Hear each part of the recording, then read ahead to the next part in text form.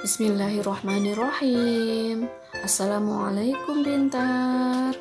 Bagaimana kabarnya hari ini? Semoga teman-teman pintar selalu dalam keadaan sehat ya. Kali ini kita akan belajar tentang tema 1, indahnya kebersamaan, subtema 3, bersyukur atas keberagaman, pembelajaran 3 dan 4. Tujuan pembelajaran kita yang pertama adalah menjelaskan sifat bunyi, memantul, dan menyerap. Kedua, mengidentifikasi gagasan utama dan gagasan pendukung. Ketiga, menyajikan gagasan utama dan gagasan pendukung. Dan yang terakhir, menjelaskan keberagaman yang ada di sekitar. Tahukah kalian bahwa Indonesia mempunyai banyak permainan yang diwariskan secara turun-temurun?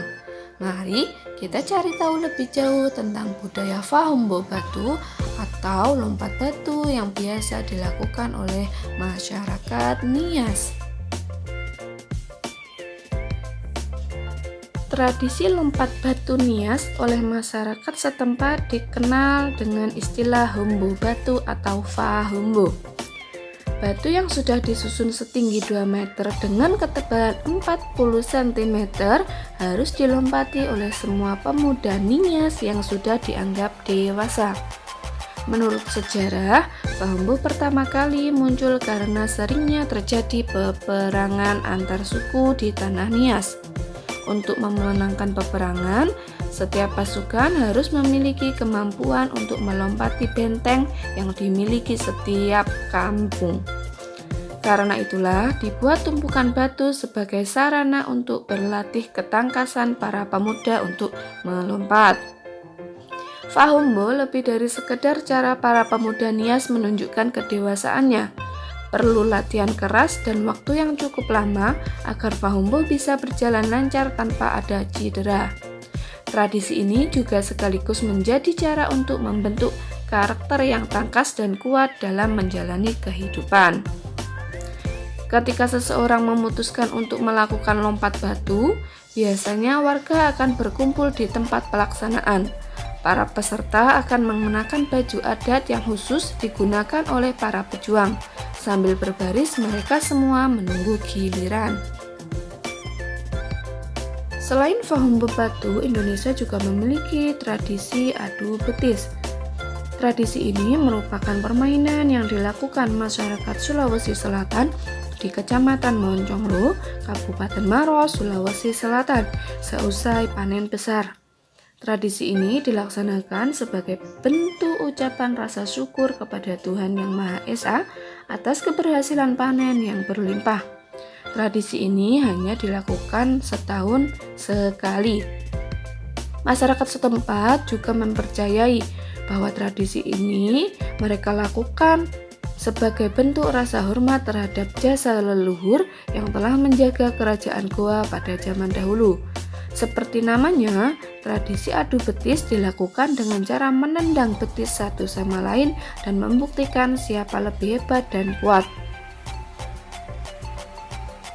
Berikut ada cerita tentang tradisi adu betis masyarakat Bon yang bisa kalian baca sendiri-sendiri di LKS-mu pada halaman 44.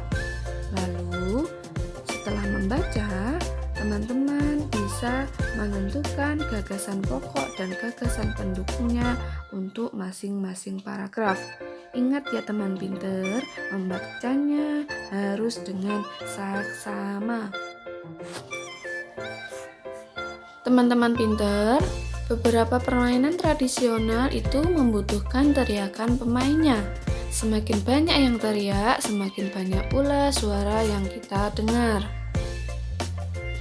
Pernahkah kamu berteriak di lapangan? Apa yang terjadi? Bedakan saat kamu berteriak di kamar mandi. Apa yang terjadi? Selanjutnya, pemantulan dan penyerapan bunyi.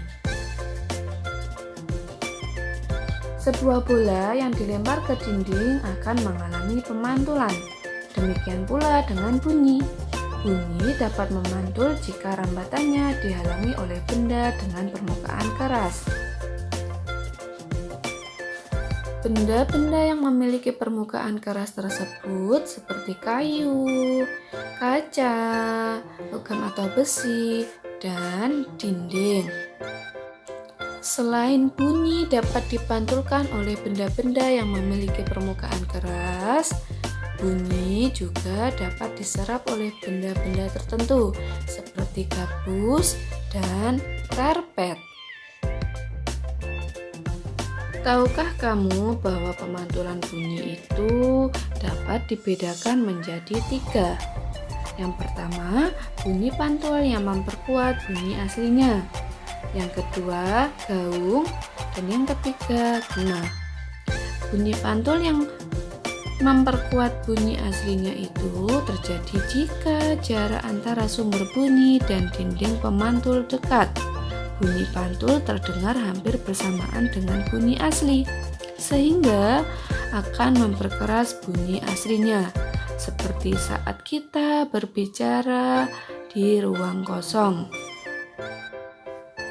Lalu, bagaimana dengan gaung dan gema? Apa perbedaannya?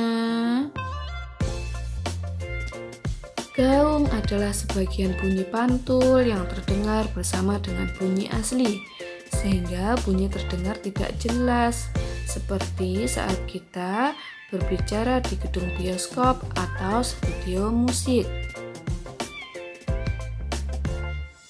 Sedangkan gema adalah bunyi pantul yang muncul setelah bunyi asli selesai dikirim, seperti saat kita berteriak di atas bukit.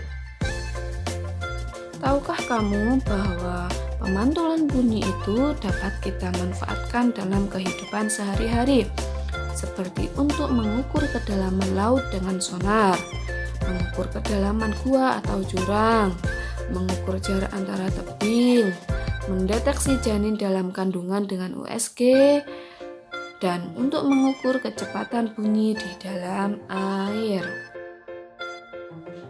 Pinter! Apakah kamu sering melakukan kegiatan kerjasama? Kegiatan seperti apa yang biasa kamu lakukan? Perhatikan gambar di bawah ini.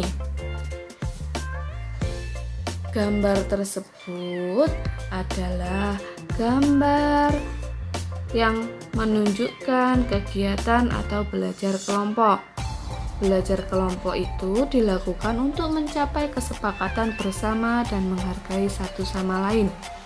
Kerjasama memiliki manfaat seperti mempercepat dan mempermudah pekerjaan. Pekerjaan yang sulit pun akan mudah diselesaikan, serta meningkatkan persatuan dan kesatuan. Nah, ini ada cerita tentang Siti dan teman-temannya. Yuk kita baca bersama-sama. Meskipun Siti dan teman-temannya berasal dari daerah yang berbeda, mereka tetap bekerja sama membantu sesama. Akhir-akhir ini, Bu Mimin, penjual makanan di kantin SDN 1 Nusantara, seringkali tampak sedih. Siti memberanikan diri dengan bertanya kepada Bu Mimin tentang apa yang sedang terjadi padanya. Bu Mimin bercerita bahwa anaknya sedang sakit di rumah. Permasalahannya, Bu Mimin tidak dapat meninggalkan kantin sekolah. Ia membutuhkan biaya untuk membayar pengobatan anaknya dengan berjualan makanan. Siti pun menemui teman-temannya dan mengajak mereka berdiskusi untuk membantu memecahkan masalah Bu Mimin. Mereka memutuskan akan bekerja sama membantu Bu Mimin dengan menjaga kantin sekolah pada jam itu. Setelah membaca cerita tadi, silakan teman-teman jawab pertanyaan-pertanyaan ini sesuai dengan cerita tadi. Tulislah jawabanmu di buku tugasmu. Itulah tadi pembelajaran kita hari ini. Semoga bermanfaat. Dan jangan lupa ya, jaga kesehatan selalu. Wassalamualaikum warahmatullahi wabarakatuh.